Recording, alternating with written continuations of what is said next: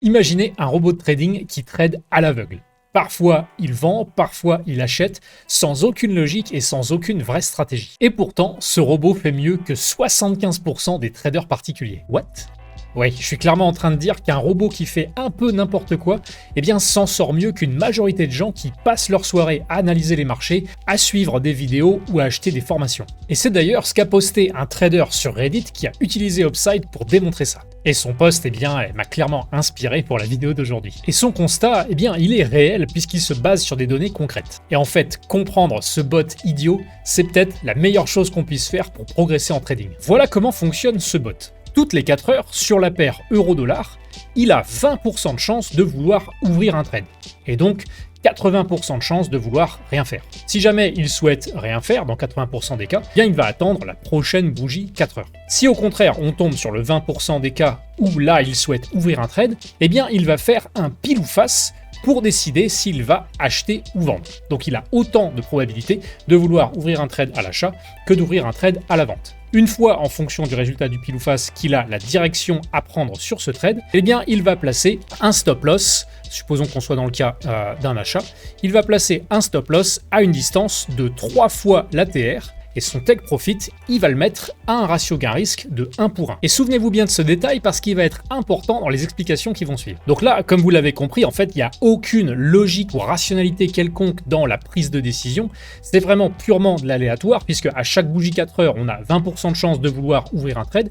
Et si le bot veut ouvrir un trade, là, il fait vraiment un pile ou face pour décider s'il achète ou il vend. Et ensuite, son take profit et son stop loss sont placés à équidistance, ratio gain risque de 1 pour 1, de son prix d'entrée. Donc concrètement, ce bot, il analyse rien du tout pour décider quand il va ouvrir un trade et surtout dans quelle direction il va vouloir trader. Donc là déjà, on a un gros point différenciant par rapport à la majorité des traders particuliers qui, eux, justement, vont passer des heures à vouloir comprendre les graphiques, interpréter les mouvements de prix et trouver des timings d'entrée qui seraient les plus intéressants possibles. Et donc, cette logique-là, qu'est-ce que ça donne si on la backteste sur plusieurs années? C'est justement ce qu'a fait le trader sur Reddit et ce que j'ai répliqué moi aussi sur Upside. Voilà ce que j'ai obtenu. Le bot s'en sort bien, plutôt bien même, car sur 5 ans d'historique tradé et sur près de 1600 trades exécutés, il a produit une performance de 13% sur le compte, soit un rendement annualisé de 2,44%. Alors je suis d'accord avec vous, en absolu c'est pas beaucoup du tout sur une période de 5 ans, mais ce qu'il faut se dire c'est que en 1600 trades, à aucun moment cette stratégie n'a cramé le compte. D'ailleurs, la plus grosse baisse enregistrée sur le compte, le drawdown max, il est que de 16%. Sur chaque trade, on a risqué 0,2% du capital, non 0,4% du capital si jamais le stop loss est touché. Donc sur un très grand nombre de trades et sur une période de 5 ans, le bot a réussi à pas cramer son compte et surtout à ne pas avoir une performance et une courbe de capital qui est en quasi déclin constant. Là où de nombreux traders particuliers auraient clairement échoué. Car comme le montrent les rapports produits par les brokers, 3 traders particuliers sur 4 perdent de l'argent et selon les rapports de la CFTC, plus d'un trader sur 2 abandonne après seulement quelques semaines ou quelques mois. J'ai relancé ce programme plusieurs fois et à chaque fois, bien sûr, j'ai des résultats différents. Puisque, comme on l'a dit, c'est une stratégie qui va trader aléatoirement avec 20% de chance toutes les 4 heures de vouloir ouvrir un trade et 80% de chance de vouloir rien faire. Ici d'ailleurs, sur ce test, la stratégie aléatoire s'en est plutôt bien tirée. Mais à d'autres reprises, comme c'est le cas maintenant, eh bien là, les résultats sur 5 ans sont plutôt flat. Et on pourrait relancer le programme comme ça pendant des heures et des heures en changeant le nombre de trades, la période. À aucun moment, la stratégie n'arriverait à cramer un compte. Par exemple, là j'ai même lancé la stratégie sur un graphique 1 heure, histoire d'avoir beaucoup plus de trades, comme vous le voyez, 6000, quasiment 6200 trades à notre actif. Et en fait, là aussi, sur une période de 5 ans, maintenant qui avait changé d'ailleurs de 2010 à 2015, eh bien la stratégie n'arrive pas à cramer le compte. Elle a même réussi à faire quasiment plus 20% de performance les 2 premières années, puis elle a effacé ses gains et depuis, elle latéralise. Donc globalement, on est un peu revenu au point de départ. Donc comme on l'a dit, réussir sur un si grand nombre de trades ou sur de nombreuses années à ne pas perdre de façon constante ou à ne pas cramer de compte, c'est déjà faire mieux qu'une très grande majorité des traders particuliers. Mais du coup, comment c'est possible qu'une stratégie qui fait n'importe quoi arrive à mieux s'en tirer qu'un humain qui lui va analyser sans arrêt, chercher à progresser et à optimiser sa stratégie. Mais que malgré ça, cet humain-là, dans une majorité des cas, eh bien, il perd de façon régulière et crame même une partie de ses comptes. Du coup, pour ne plus arriver à ce résultat-là, qui est la perte régulière et cramer un compte, il faut réfléchir et se dire qu'est-ce que ce bot-là ne fait pas qu'une majorité de traders particuliers, elle, fait. Eh bien, ce bot idiot, il ne doute jamais. Aussi, il ne change jamais de méthode. Il ne panique pas après une perte et il ne ressent pas le besoin d'avoir raison. En fait, il suit juste bêtement ses règles.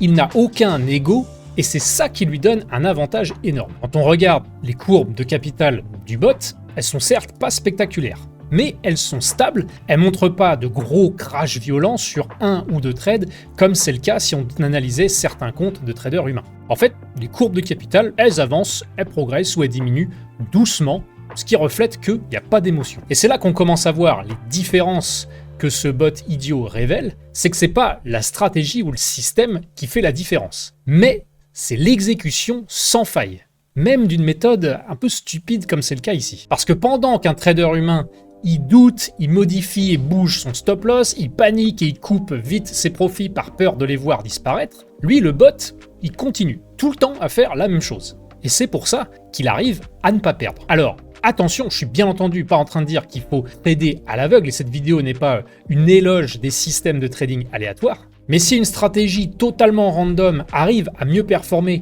que la grande majorité des traders particuliers, alors on peut se poser la question, est-ce que ce ne sont pas nos comportements humains qui viennent tout saboter? Commençons par l'un des plus grands pièges dans notre comportement, l'illusion de contrôle. De nombreux traders pensent que plus ils analysent et plus développent leurs compétences en analyse graphique par exemple, plus ils sont en contrôle et en maîtrise. Alors que le bot, lui, ici, il analyse rien du tout.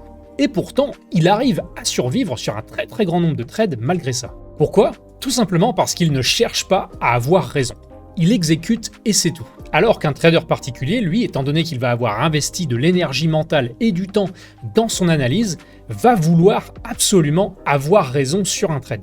Et en trading, vouloir avoir raison, eh bien c'est souvent une illusion coûteuse. Second piège, l'émotion. On gagne, eh bien on veut tout de suite enchaîner et trouver un nouveau trade gagnant. On perd, eh bien on veut assez vite vouloir trouver une nouvelle opportunité pour se refaire. Et c'est là qu'un très grand nombre de traders particuliers dérivent. Ils augmentent ou modifient leur taille de position d'un trade à un autre. Parfois, ils rentrent trop tôt de peur de ne pas vouloir louper le train. Ils éloignent leur stop loss afin qu'ils ne soient pas touchés. Ou au contraire, ils remontent très vite leur stop loss pour que leur profit latent ne disparaisse pas. Bref, ils font tout ce qu'il faut pour protéger leur cerveau de la douleur. Et en faisant ça, on fait plus du tout du trading, ça s'apparente plus en fait à du casino mais avec un graphique. Alors que le bot, lui, eh bien, il ressent rien et donc il continue de suivre ses règles. Pas d'ego, pas de fierté, pas de tilt. Troisième piège, la variabilité humaine. Un humain va changer d'état en fonction de son niveau de fatigue, de confiance, mais aussi de stress. Un jour, il va être super motivé, discipliné et bien respecter son plan,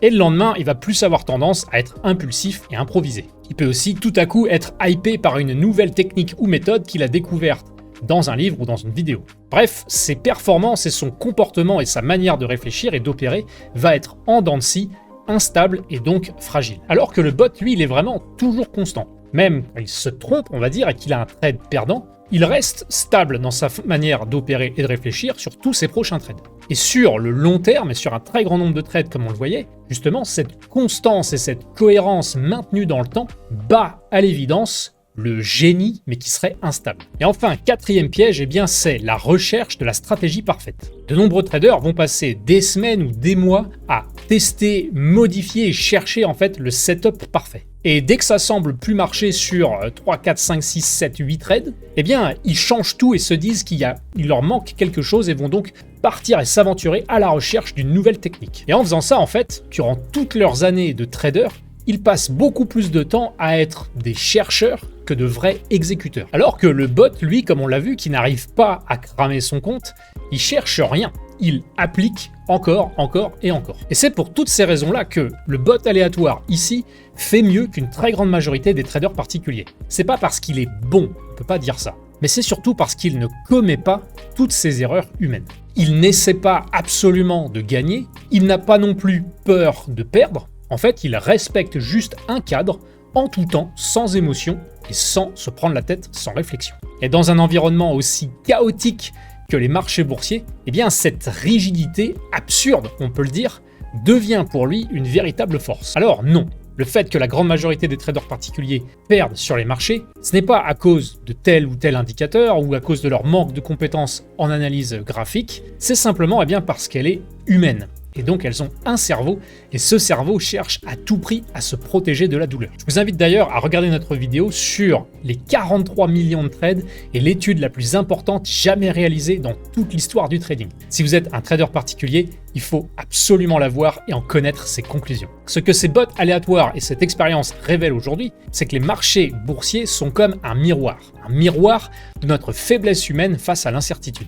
Car quand on trade, on lutte pas contre un graphique ou des mouvements de prix, mais en fait, on est en train de lutter contre ce qui se passe ici. Et l'être humain a tendance à réagir comme si absolument chaque trade était un test personnel. Ce que ce bot montre, c'est un trader qui est certes médiocre, mais constant et discipliné, s'en sortira très probablement mieux qu'un trader potentiellement ultra compétent, mais complètement émotionnellement instable. Tout à l'heure, je vous ai dit qu'il y a un détail très important dans le fonctionnement de la stratégie de ce bot, c'est qu'il cherche un ratio gain-risque de 1 pour 1. Autrement dit, son stop loss et son take profit sont à équidistance du prix d'entrée. Et avec une telle stratégie, en cherchant des ratios gain-risque de 1 pour 1, sur tous les résultats qu'on a montrés jusqu'ici, le taux de réussite oscille aux alentours des 50%. Autrement dit, le bot a tendance à gagner un trade sur 2. Et donc si en faisant n'importe quoi, en n'ayant aucune logique quelconque dans notre critère d'entrée, dans la direction du trade qu'on va prendre, on arrive malgré ça à avoir raison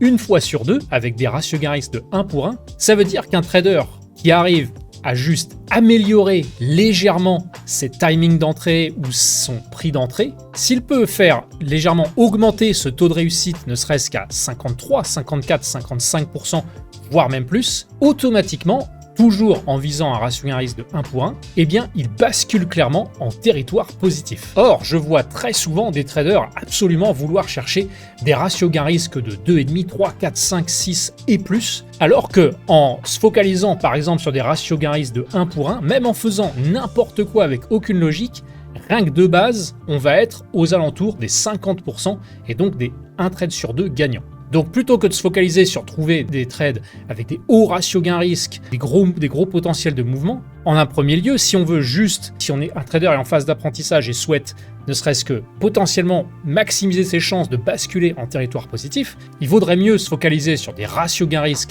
de 1 pour 1, mais tenter d'améliorer comme je disais, son timing ou son prix d'entrée pour qu'on ne soit plus comme de l'aléatoire à 50% de taux de réussite, mais légèrement au-dessus. Si vous voulez que je fasse une vidéo entièrement dédiée à ce sujet-là, justement, le fait de viser des ratios gain-risque plus petits et comment ça peut en fait plus facilement amener un trader en territoire positif, n'hésitez pas à me le faire savoir en commentaire. Si cette vidéo vous a plu, n'hésitez pas à nous mettre un like, à commenter ou à vous abonner, ça aidera grandement la chaîne.